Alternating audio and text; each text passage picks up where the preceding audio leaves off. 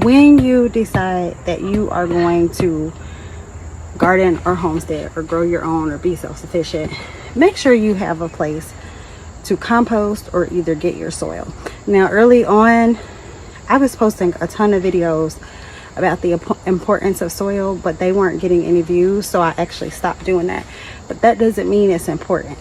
Soil, how to maintain your soil, what works in your region is so important. And not only that, how much soil you need so that when you run out, you can replenish it. Now, I'm 2 years into gardening, so actually I've been keeping all my leaves.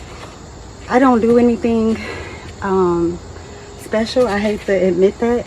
I don't have a thermometer or anything fancy. I simply keep all my leaves after they're shredded out of the mower, and I have 2 big bins that I keep them in. And when it rains, it's helping to break it down, and then I go in there and I get soil out.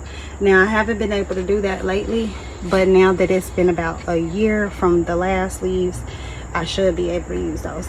Now, I'm gonna go ahead and just start working in the garden, and then I will voice over later because it's about to be sundown.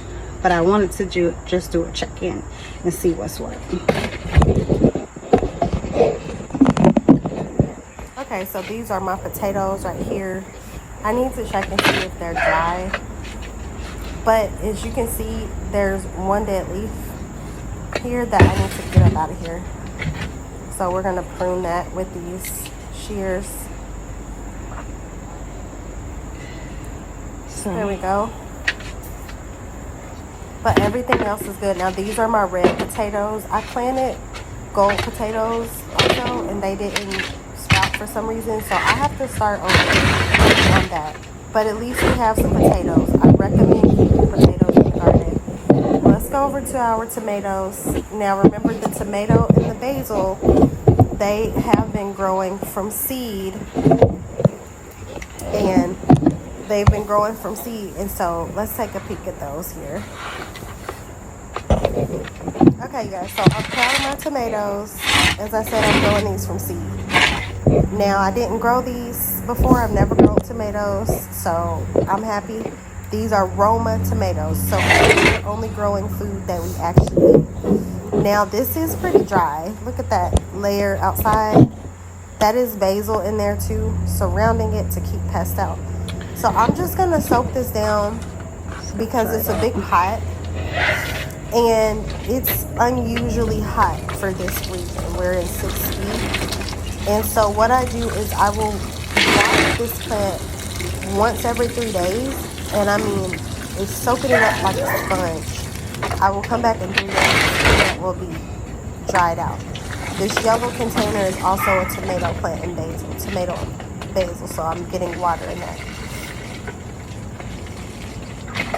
Okay, so this is more basil. Now, the thing about my greenhouse is there's nothing growing in here that either myself, my children, my husband, or the chickens won't eat. Keep that in mind when you buy seeds. I'm putting water in this tray just so that the basil and tomato can absorb it from the roots. So just be mindful of that. Don't buy stuff that you won't eat, or else you're just wasting your money and you're wasting your time. So I'm watering thoroughly. So back here in the back, I'm watering this cantaloupe. But there is some brown dead leaves on there that I need to tear out. Because that plant, I think what happened with that cantaloupe is I think that planter was too small for that, and the kids were experimenting with it. And so we're going to have to get rid of that. And now you can see that I'm just organizing. These are peppers, tomatoes, and basils.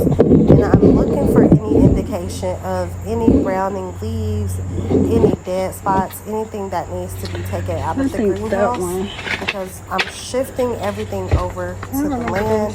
And so this is just the way that I do. I get in here, I work. Now this yellow 5-gallon pot, I was experimenting with the biodegradable pots, and what I did was I actually just stuck it in the soil, and what happened is it stunted the growth. I believe that if if I would have taken it out of the pot, it would have grown a lot bigger. That's okay. So I just went ahead and got that torn up, and now we're going to move on to this pepper plant. So this pepper plant is a beauty. I want to make salsa. I'm going to make lots of salsa. And with our weather fluctuating, I haven't really lost much. Here's some more brassicas, and as you guys can see, it is actually a lot bigger than it was before when it was hot. So you can see all the brassicas growing back.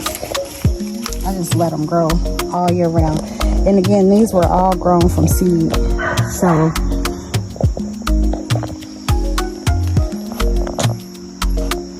I just put those in a shaded area.